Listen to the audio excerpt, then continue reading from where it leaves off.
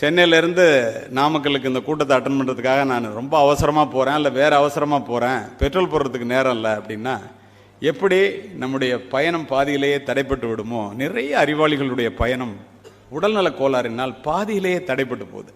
நீ பாருங்க, பெரும்பாலும் கோவிட் நேரத்தில் உள்ளே போன மிகப்பெரிய மனிதர்கள்லாம் உடல்நலத்தை பார்த்துக்கிட்டவங்கலாம் 90% திரும்பி வந்துட்டாங்க.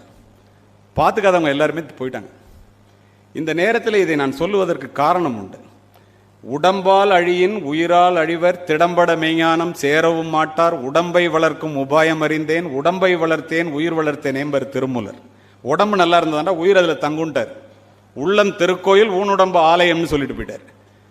அரும்பு கோணிடில் மலராகும், கரும்பு கோணிடில் கட்டியும் பாகுமாம், இரும்பு கோணிடில் யானையை வெல்லலாம், நரம்பு கோணிடில் நாம் அதற்கு ஏன் செய்வோம். நீங்கள் நினச்சி பாருங்கள், அரும்பு கோணலாக இருந்தால் மலர் குன்றாது, மனம் குன்றாதான்.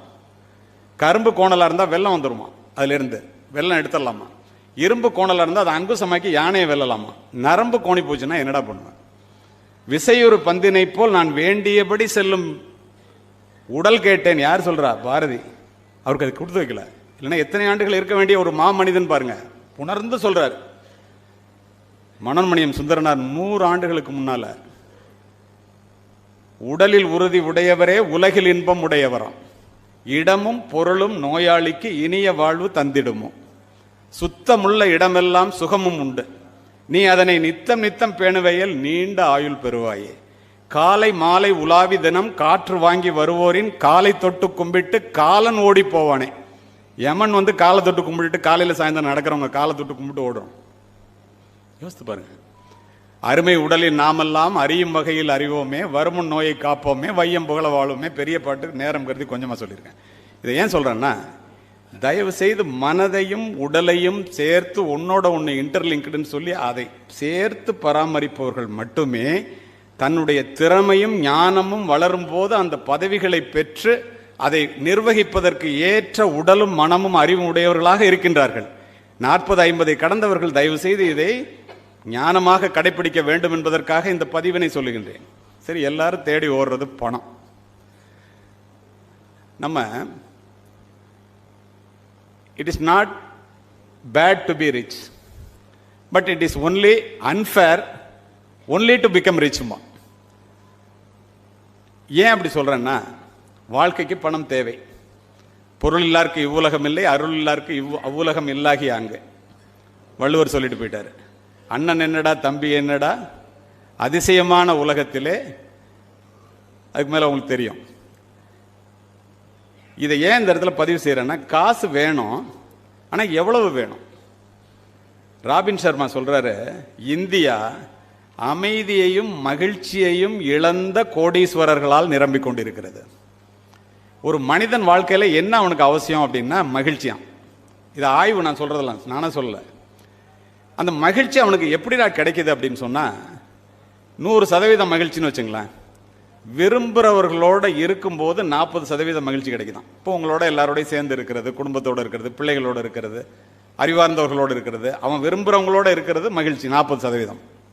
40% மகிழ்ச்சி விரும்பிய வேலையை செய்யறதுல கிடைக்குதான். பாக்கி 20% இருக்கு இல்லையா, 10% மகிழ்ச்சி மனிதனுக்கு மனிதன் வித்தியாசமாகுதான்.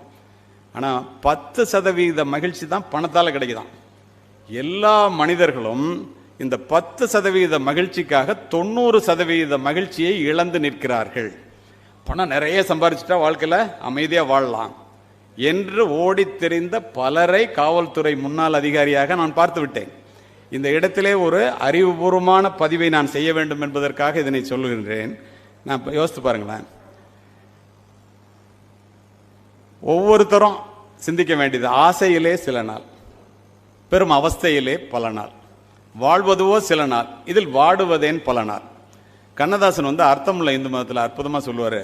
6 ரூபாய் சம்பளத்துக்கு நான் வேலை பார்த்துக்கிட்டு இருந்தேன் மளிகை கடையில். 100 ரூபாய் சம்பளம் கிடச்சிச்சுன்னா எவ்வளோ பெரிய ஆளாயிரலான்ட்டு கையில் பெட்டியோட கண்ணகி சிலைக்கு கீழே போய் படுத்திருந்தேன் சென்னையில். காவல்துறை அதிகாரி வந்து விரட்டான். அவர் சொல்கிறது, பாட்டு எழுத ஆரம்பித்தேன், 100 ரூபா கொடுத்தான். எனக்கு ஒரே ஆச்சரியம். அடுத்தடுத்து எழுத ஆரம்பித்தோன்னா 1000 ரூபா கொடுத்தான். நம்ம லட்சாதிபதி ஆயிரணும்னு இந்த மனசு சொன்னிச்சு. லட்சங்கள் கொடுக்க ஆரம்பித்தான் பாட்டு எழுதுறதுக்கு. மனசு சொன்னிச்சு கோடீஸ்வரன் ஆகணும்னு. கோடிகள் குவிந்த பின்னும் இந்த மனம் ஆறுதல் அடைகிறதா என்றால் இல்லை, நோட்டடிக்கிற உரிமையையே கேட்கிறது. ஒரு அனுபவித்து சொன்ன ஒரு மனிதனுடைய வார்த்தை.